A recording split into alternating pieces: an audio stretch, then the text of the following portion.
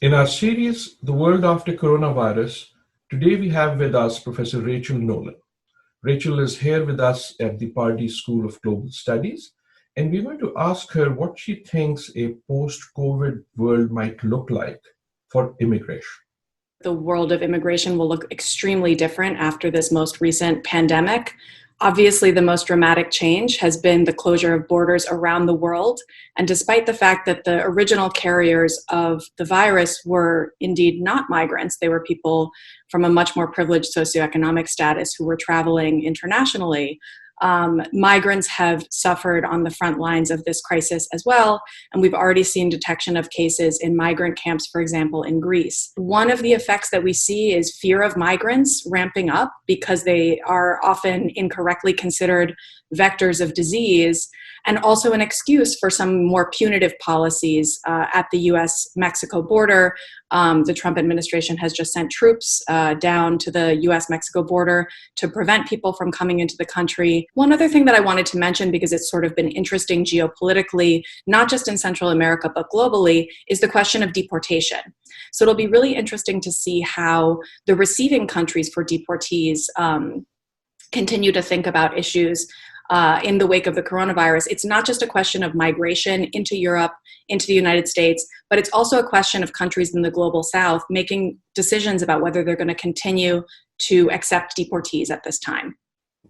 Looking at the world after coronavirus, which of these policies or what type of policies do you think might stick, might persist in terms of immigration, certainly here in the US, but also in other places, for example, in Europe? Portugal, in fact, has recently announced that they're going to treat all migrants in the country as having access to all of the social services as a normal citizen. They have not regularized people's status, but they have agreed for the duration of the coronavirus crisis to treat asylum seekers and to treat migrants in that country as full citizens in terms of access to social services, in terms of access to welfare, hospital services, etc. So while you see most major countries clamping down and not providing services, Portugal is a very interesting counterexample. So there's more than one model. What I will say is that the current economic policies that are being worked out in the United States will have very long-lasting effects on both the health and economic well-being of migrants in our country. It's very notable that the stimulus bill provided provisions for freelancers, for example. That was something that was not to be taken for granted. However, there will be no checks going out to the estimated 11 million undocumented people in the United States because they don't hold a social security number. And so even if you're going to look at it less as a moral issue and more as a public health and economic issue, that's a major lever for economic stimulus and also for people's health and well-being that we are leaving unpressed. What do you think might be changing in terms of the perceptions, priorities, options of those who seek to migrate? We know that migration is caused by a combination of push and pull factors. There is no scenario that I can imagine in which this pandemic won't constitute a serious push factor throughout the global south. If not for health reasons, then certainly for economic reasons. And I will also note that all of these natural disasters, pandemics, have a significant class and race aspect.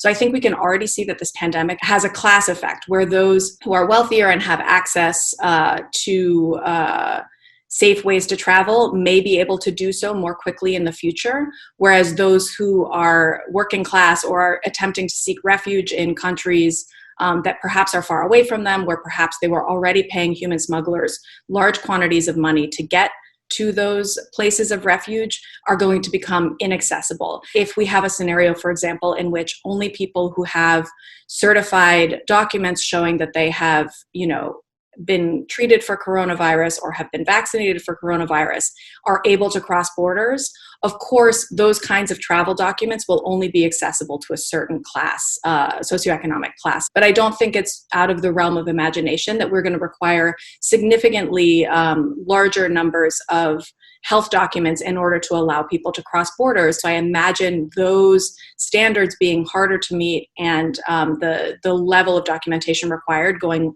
way up.